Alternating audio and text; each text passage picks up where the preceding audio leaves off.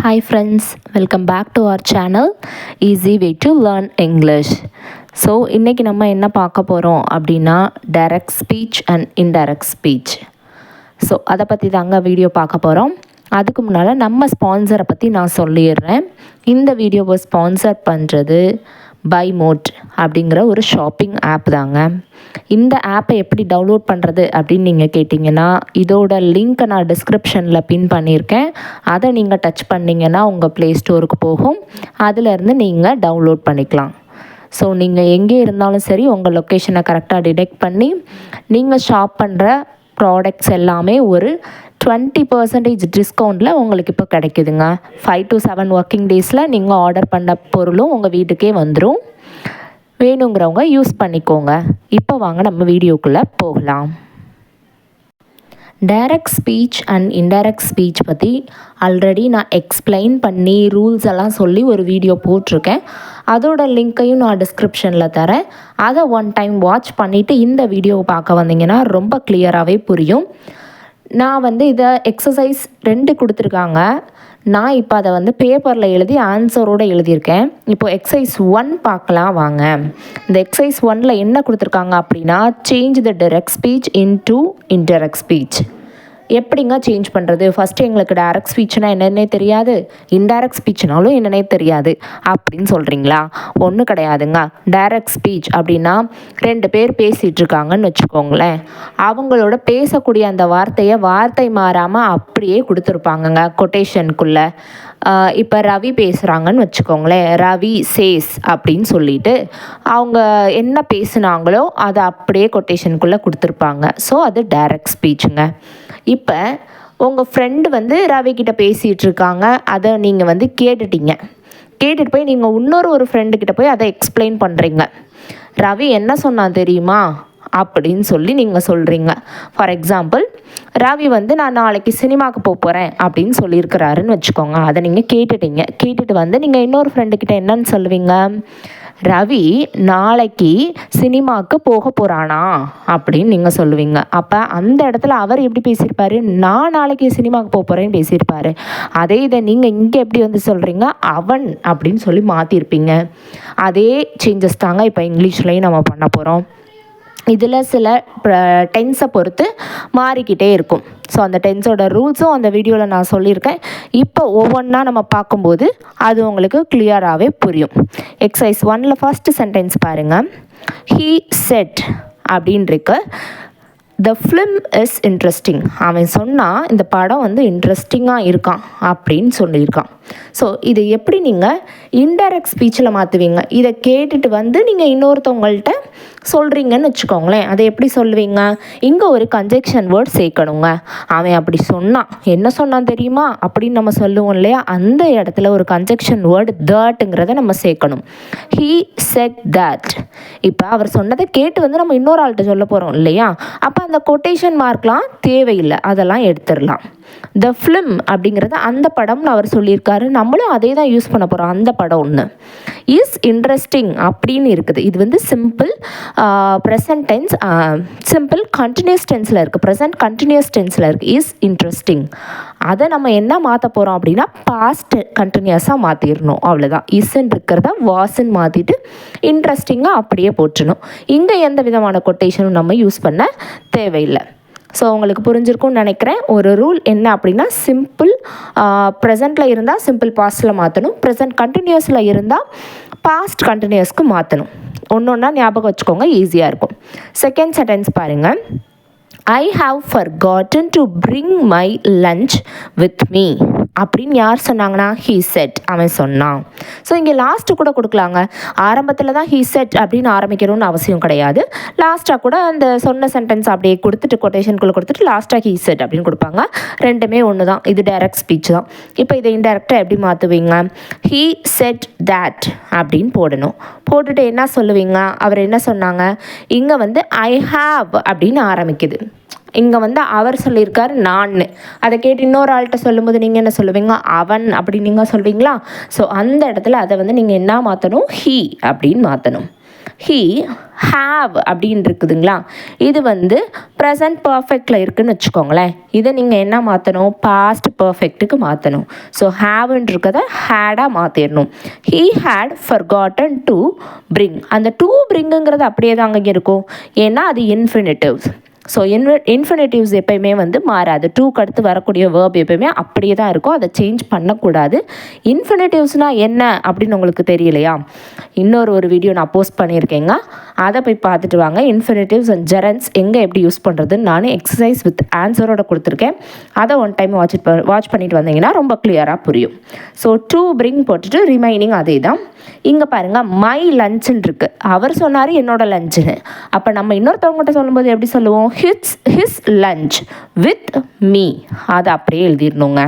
So இந்த second சென்டென்ஸில் என்ன நீங்கள் பண்ணியிருக்கீங்க, அந்த ஐன்னு இருக்கிறத ஹீயாக மாற்றிருக்கீங்க, ஹேவன் இருக்கிறத ஹேடாக மாற்றிருக்கீங்க, அப்புறம் வந்து மை லஞ்சுன்னு இருக்கிறத ஹிஸ் லஞ்ச் அப்படின்னு மாற்றிருக்கீங்க. இப்போ தேர்ட் சென்டென்ஸ் பார்க்கலாங்களா. Anu said I am waiting for the gap. இதில் பாருங்கள், அனு செட் அப்படியே போட்டணும், கன்ஜெக்ஷன் வேர்டு த டைம் சேர்த்துடணும். I am waiting. So again வந்து ஒரு ப்ரெசன்ட் கண்டினியூஸ் டென்ஸ் வந்திருக்கு. ஸோ இதை நம்ம பாஸ்ட் கண்டினியூஸாக மாற்றணும். நான் ஃபஸ்ட்டு சென்டென்ஸில் சொன்னேன் இல்லையா, ஸோ அதை சேஞ்ச் பண்ண போகிறோம். அதுக்கு முன்னால் ஐன்னு ஆரம்பிக்குது. இங்கே அனு தான் சொல்லியிருக்கிறாங்க. ஸோ அனு ஒரு கேர்ளா பாயா, அவங்க ஒரு கேர்ள். ஸோ அதனால் நம்ம என்ன ப்ரொனவுன் யூஸ் பண்ணணும், she. So Anu said that she was waiting for the cab. அவ்வளோதான். இதில் வந்து எந்த விதமான கொட்டேஷனும் நம்ம போட தேவையில்லை. ஃபோர்த் ஒன் பாருங்க, he said I will see you tomorrow. அவன் சொன்னால் நான் உன்னை நாளைக்கு பார்க்குறேன் அப்படின்னு. ஸோ இதை வந்து இன்டைரக்ட் ஸ்பீச்சில் எப்படி மாற்றுவீங்க, he said that ஹீ, அந்த ஐன்னு இருக்கிற இடத்துல ஹீ, ஏன்னா அவன் தானே பேசியிருக்கிறான், அவன் ஒரு ப்ரொனவுன் பேசியிருக்காங்க இல்லையா. So he. வில்ங்கிறத என்ன மாற்றணும், பாஸ்ட் டென்ஸ். வில்ங்கிறது ஃப்யூச்சரில் இருக்குது. ஸோ அதை வந்து வுட்டாக சேஞ்ச் பண்ணிடணும். வில்ங்கிறது வுட்டாக மாறும், ஷேல்ங்கிறது ஷுட்டாக மாறும், மேங்கிறது மைட் அப்படின்னு சேஞ்ச் ஆகும். சரிங்களா. இப்போ வில்லுன்னு இருக்க வேர்டை நம்ம என்னவா மாற்றிருக்கோம், வுட். அதுக்கப்புறம் சீங்கிறது அதே தாங்க, சி யூ. அந்த டுமாரோன்னு இருக்குது பார்த்தீங்களா, ஆக்சுவலி நான் டுமாரோனே எழுதிட்டேங்க, அது தப்பு தாங்க. அந்த இடத்துல என்ன எழுதணும் அப்படின்னு கேட்டிங்கன்னா, த நெக்ஸ்ட் டே அப்படின்னு எழுதணும். டுமாரோங்கிறது நெக்ஸ்ட் டேயாக மாறும். எஸ்டர்டே அப்படின்னு கொடுத்துருந்தாங்கன்னா அது என்னவா மாறும் அப்படின்னு நீங்கள் கேட்டிங்கன்னா ப்ரீவியஸ் டே அப்படின்னு மாறும்.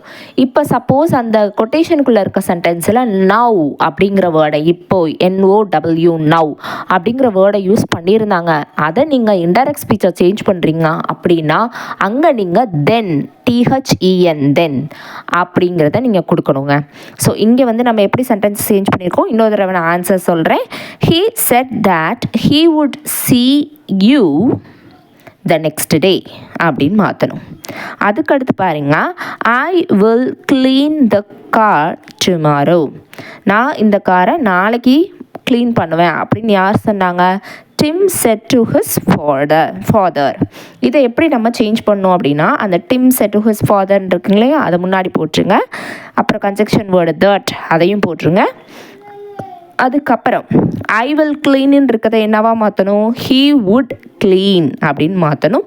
த கார் அகெயின் டுமாரோ வந்திருக்குங்க, இங்கேயுமே த நெக்ஸ்ட் டே அப்படின்னு தான் எழுதணும்.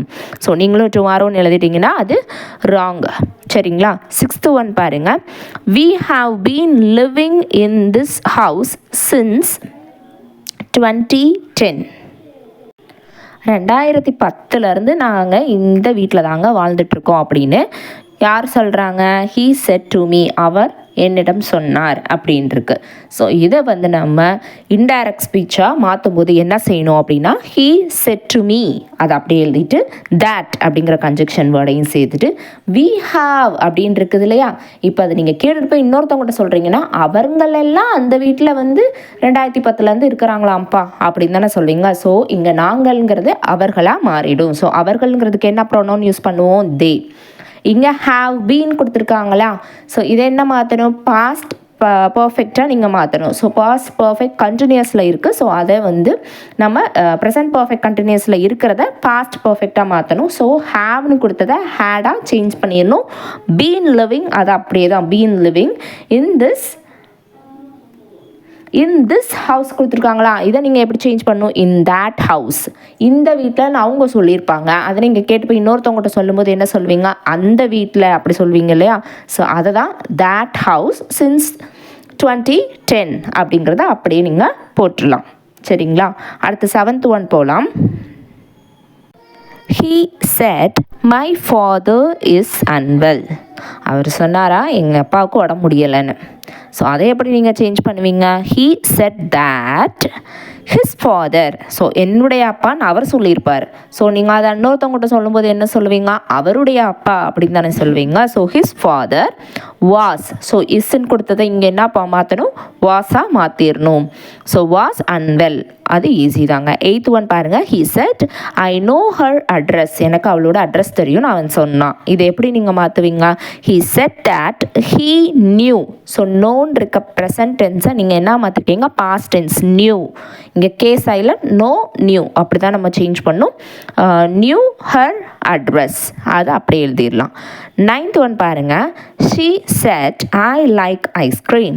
அவள் சொன்னால் எனக்கு ஐஸ்கிரீம் பிடிக்கும்னு. இதை இன்னொருத்தவங்ககிட்ட சொல்லும்போது எப்படி சொல்லுவீங்க, she said that she liked ice cream. So லைக்குன்னு இருக்கிறத பாஸ்ட் டென்ஸாக மாற்றணும். So liked ice cream. இப்போது 10th ஒன் பார்க்கலாம். she must try harder if she wants to succeed, he said. அவன் சொன்னானா அவள் கஷ்டப்பட்டு ஹார்டாக ஒர்க் பண்ணா அப்படின்னா அவள் கண்டிப்பாக சக்ஸஸ் ஆவா அப்படின்னு அவன் சொன்னானா. இதை எப்படி நீங்கள் வந்து இன்டைரக்டாக மாற்றுவீங்க, he said that she had to.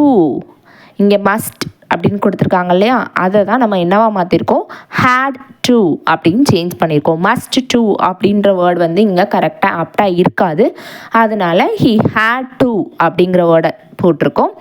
Try harder if she wanted. வாண்ட்ஸ்ன்றதை பாஸ்ட் டென்ஸாக சேஞ்ச் பண்ணும். So wanted to succeed. So அது அப்படியே தாங்க. 11th ஒன் பாருங்கள். my father will be angry with me if he finds out. எங்கள் அப்பா என் மேலே கோவப்படுவார். எப்போ கோவப்படுவார், இந்த இதை கண்டுபிடிச்சிட்டாருன்னா ரொம்ப கோவப்படுவார் அப்படின்னு அவள் சொன்னாள், she said அப்படின்ட்டுருக்கு. இதை எப்படி சேஞ்ச் பண்ணுவீங்க, she said that her father. இங்கே will beன்னு இருக்கதை நம்ம would be அப்படின்னு மாற்றணும். angry with her, with mean இருக்கதை அவளிடம் அப்படின்னு சொல்லுவோம் இல்லையா. So angry with her if he found out. finds outன்னு இருக்கதை found out அப்படின்னு நம்ம மாற்றிட்டோம். நெக்ஸ்ட் லாஸ்ட் ஒன் பார்க்கலாம். You had better speak to the manager. நீ வந்து மேனேஜர்கிட்ட போய் பேசுகிறது நல்லதுன்னு நான் நினைக்கிறேன் அப்படின்னு சொல்கிற அந்த சென்டென்ஸை யார் சொன்னாங்கன்னா, she said to him. அவளிடம் அவள் வந்து அவன்கிட்ட சொன்னா அப்படின்ற சென்டென்ஸை நம்ம இப்போ சேஞ்ச் பண்ண போகிறோம். she said to him அப்படியே போட்டுட்டு that அப்படிங்கிற கன்ஜெக்ஷன் வேர்டையும் சேர்த்துட்டு, இங்கே யூங்கிறது யாரை குறிக்குது, அந்த ஒரு ஆளை, ஒருத்தர் கேட்டுக்கிட்டு இருக்காரு இல்லையா, அந்த ஒரு ஆண். ஸோ அதனால் இங்கே என்ன யூஸ் பண்ணும், he had. யூன்னு யூஸ் பண்ணக்கூடாது, ஏன்னா நமக்கு தெரியும்.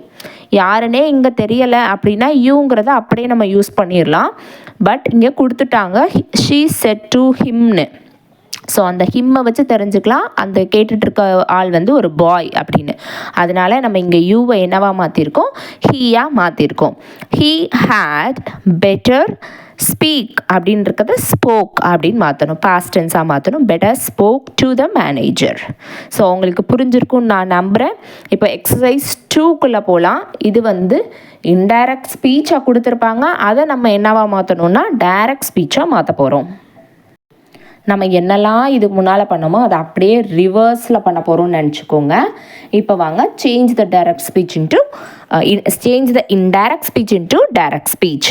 இதில் பாருங்கள், ஃபர்ஸ்ட் சென்டென்ஸ் என்ன கொடுத்துருக்காங்க, she told me that she had been to the cinema the previous day. நான் சொன்னேன் இல்லைங்க, ப்ரீவியஸ் டேனா எஸ்டர்டேங்கிறது தான் இங்கே ப்ரீவியஸ் டே அப்படின்னு மென்ஷன் பண்ணியிருக்காங்க. ஸோ இதை நம்ம எப்படி எழுதணும் அப்படின்னா, she said, அந்த told meங்கிறத எடுத்துகிட்டு நம்ம said அப்படிங்கிற வேர்ப் இங்கே போட்டிருக்கோம். she toldன்னு கூட யூஸ் பண்ணலாம், தான், செட் தான் யூஸ் பண்ணணும்னு அவசியம் கிடையாது. ஷீ டோல்ட் அப்படின்னு போட்டாலும் கரெக்டு தான். ஸோ நான் யூஸ்வலாக அப்படியே வரதுனால ஷீ செட் அப்படின்னு நான் போட்டிருக்கேன். கமா போட்டுக்கணுங்க. அதுக்கப்புறம் வந்து கொட்டேஷன் ஸ்டார்ட் பண்ணணும். ஏன்னா அவங்க என்ன பேசுனாங்கன்றதை எக்ஸாக்டாக நம்ம எழுத போகிறோம். அதனால் கொட்டேஷன் ஸ்டார்ட் பண்ணிவிட்டு இங்கே பாருங்கள், she said she had been அப்படின்னு இருக்கா.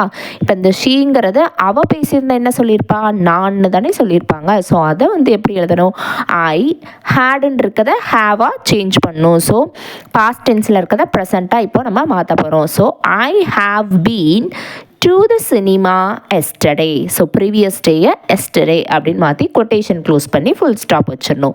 ஸோ இங்கே கன்ஜெக்ஷன் வேர்ட் தட் யூஸ் பண்ணக்கூடாது, ஏன்னா இது டைரக்ட் ஸ்பீச்சாக நம்ம சேஞ்ச் பண்ணியிருக்கிறோம். செகண்ட் ஒன் பார்க்கலாம் பாருங்கள். Sheena told me that the teacher had left the school early. இதே எப்படி சேஞ்ச் பண்ண போகிறோம் அப்படின்னா, ஷீனா செட் அப்படின்னு போட்டாச்சு, கமா போட்டு கொட்டேஷனும் ஸ்டார்ட் பண்ணியாச்சு. அந்த தேட்டுக்கு அப்புறத்துலேருந்து இருக்கிறது தாங்க அவங்க பேசின வேர்ட்ஸ். ஸோ அதை பாருங்கள், த டீச்சர். இது ஆல்ரெடி தேர்ட் பர்சன்லேயே இருக்கிறதுனால நம்ம இதில் எந்த சேஞ்சஸும் பண்ண தேவையில்லை. த டீச்சரை அப்படியே த டீச்சர்னு யூஸ் பண்ணிக்கலாம். ஹேட் லெஃப்ட் அப்படிங்கிறத நம்ம ப்ரெசண்ட்டாக மாற்றணும்னா ஹேஸ். சிங்குலருக்கு நம்ம ஹேஸ் தானே யூஸ் பண்ணணும், ப்ளூரல் வந்து அதானே ஹேவ் யூஸ் பண்ணணும். ஸோ சிங்குலருங்கிறதுனால ஹேஸ், லெஃப்ட்டுங்கிறது அப்படியே தான், left the school early. Remaining எல்லாமே அப்படியே நோ சேஞ்சஸ். கொட்டேஷன் க்ளோஸ் பண்ணி ஃபுல் ஸ்டாப் வச்சிடணும். ஸோ இதில் வந்து ரொம்ப முக்கியமானது பங்க்சுவேஷன் மார்க்ஸ் தாங்க. நீங்கள் வந்து கொட்டேஷன் இது இல்லாமல் நீங்கள் ஒரு டைரக்ட் ஸ்பீச்சை எழுதினா கூட அது டைரக்ட் ஸ்பீச்சான்னு தெரியாது. ஸோ நீங்கள் கொட்டேஷன் மார்க் ஆரம்பித்து அதை க்ளோஸ் பண்ணி ஃபுல் ஸ்டாப் வச்சுருந்தா மட்டும்தான் இது ஒரு டைரக்ட் ஸ்பீச் சென்டென்ஸ் அப்படின்னு தெரியும். நீங்கள் அதெல்லாம் ரிமூவ் பண்ணிட்டு எழுதுனீங்கன்னா தான் அது இன்டைரக்ட் ஸ்பீச் அப்படின்னு தெரியும். நெக்ஸ்ட்டு பார்க்கலாம். He told her that he had been searching for his wallet. அவன் சொன்னான், என்ன சொன்னான், அவள்கிட்ட சொன்னான், என்னோட வேலெட்டை நான் சர்ச் பண்ணிகிட்ருக்கேன், நான் தேடிட்டுருக்கேன், என் பர்ஸை காணும் நான் தேடிட்டுருக்கேன்னு அவன் சொன்னான். இதை எப்படி வந்து டைரெக்டாக சொல்லியிருப்பாங்க, he said, கமா போட்டு கொட்டேஷன் ஆரம்பிச்சுட்டு அவர் சொல்லும்போது எப்படி சொல்லியிருப்பார், ஐ had been இருக்கதை have been அப்படின்னு மாற்றிடணும். ஐ have been searching for my wallet. இங்கே அவருடைய பர்ஸ் அவர் தேடிட்டு இருந்தாருன்னு சொல்லியிருக்காங்க. அவரே சொல்லியிருந்தா என்ன சொல்லியிருப்பாரு, என் பர்ஸை நான் தேடிட்டு இருக்கேன்னு தானே சொல்லியிருப்பாரு. ஸோ ஃபார் மை வேலட் அப்படின்னு போட்டு கொட்டேஷன் க்ளோஸ் பண்ணி ஃபுல் ஸ்டாப் வச்சிடணும். Fourth one, he told me that they had gone for a walk after dinner. இதை எப்படி சேஞ்ச் பண்ணலாம், he said போட்டு கமா கொட்டேஷன் ஆரம்பிச்சுட்டு தே, அவர்கள் அப்படின்னு இருக்குது. ஸோ இதை அவங்களே சொல்லியிருந்தால் என்ன சொல்லியிருப்பாங்க, நாங்கள் எல்லாரும் அப்படின்னு தானே சொல்லியிருப்பாங்க. ஸோ நாங்களுக்கு என்ன ப்ரொனவுன் யூஸ் பண்ணுவோம், we. So we had gone அப்படின்னு இருக்கதை ஹேவ் கான் அப்படின்னு மாற்றணும். ஹேடுன்னு இருக்க பாஸ்ட்டை ப்ரெசண்ட்டாக மாற்றும் போது have gone for a walk after dinner. So இங்கே கொட்டேஷன் க்ளோஸ் பண்ணி ஃபுல் ஸ்டாப் வச்சிடணும். ஃபிஃப்த்து ஒன் பாருங்கள். She told him that she might not be able to meet him at the airport. இதில் என்ன செய்யணும் அப்படின்னா, she said அப்படியே எழுதிட்டு தேட்டுக்கு அப்புறம் she might not அப்படின்னு இருக்குது இல்லையா, ஷீக்கு பதிலாக ஐ. அவங்களே சொல்லியிருந்தா என்ன சொல்லியிருப்பாங்க, ஐன்னு தானே சொல்லியிருப்பாங்க. இப்போ இந்த மைட்டுங்கிறத என்னவா சேஞ்ச் பண்ணும், மே. நான் போன இதில் சொன்னேன் இல்லையா, ஷேலுங்கிறது ஷுட்டாக மாறும், வில்லுங்கிறது உடா மாறும், மேங்கிறது மைட்டாக மாறும். ஸோ இங்கே மைட்டுன்னு கொடுத்துருக்காங்க. அப்போ நம்ம டைரக்ட் ஸ்பீச்சாக மாற்றும் போது என்னவா மாற்றணும், அதை மேயாக மாற்றணும். I may not be able to meet you at the airport. So இங்கே பி மிஸ்ஸிங், பி சேர்த்துக்கோங்க, பி வரும். சரிங்களா. அடுத்து sixth one. Rani said that she had finished her work. அவங்களோட ஒர்க் அவங்க முடிச்சுட்டாங்கன்னு ராணி சொன்னாங்களாம். ஸோ இதை எப்படி டைரக்ட் ஸ்பீச்சில் சொல்லியிருப்பாங்க, Rani said I have finished. இங்கே ஷீ ஹேடுன்னு இருக்குது இல்லையா, அதை வந்து ஐ ஹாவ் அப்படின்னு மாற்றணும். ஃபினிஷ்ட் ஹெர் ஒர்க்குங்கிறத மை ஒர்க்காக சேஞ்ச் பண்ணிடணும். நெக்ஸ்ட் ஒன் பாருங்கள். She said that she had put a blue sari.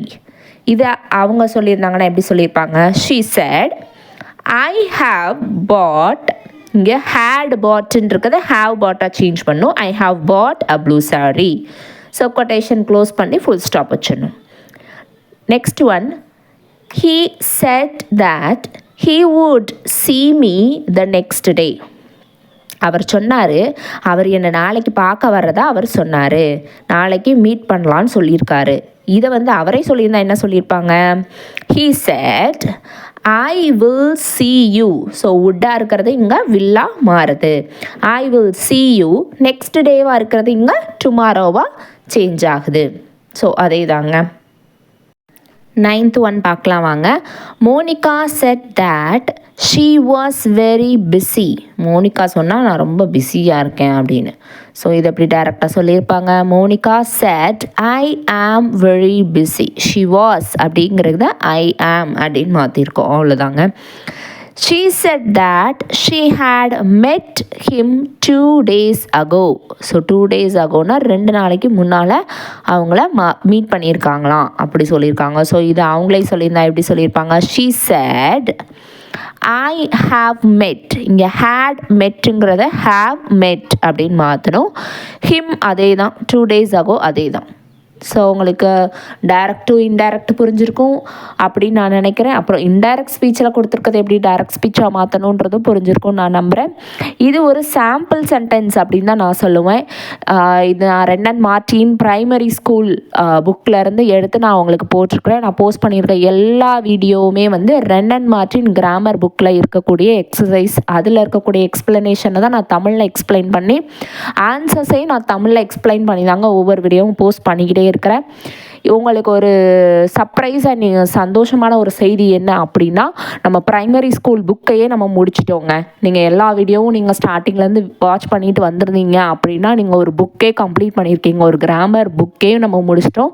So கொஞ்சம் நம்ம கான்ஃபிடென்ட்டாகவே பேசலாம் இங்கிலீஷ் அப்படின்னு நீங்கள் நினச்சிக்கோங்களேன்.